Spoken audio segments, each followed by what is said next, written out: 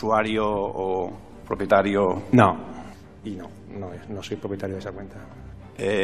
¿Tenía acceso o utilizó esa cuenta en alguna ocasión? No.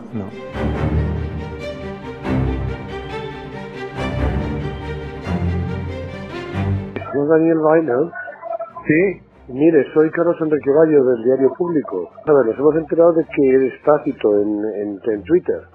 Sí. Entonces, nos llama la atención pensar que si las opiniones que expones allí no son un poco incompatibles con la obligación de hacer informes ecuánimes sobre la situación, sobre las investigaciones y todo eso. Tampoco no digamos que es una cosa personal y no tiene nada que ver con eso.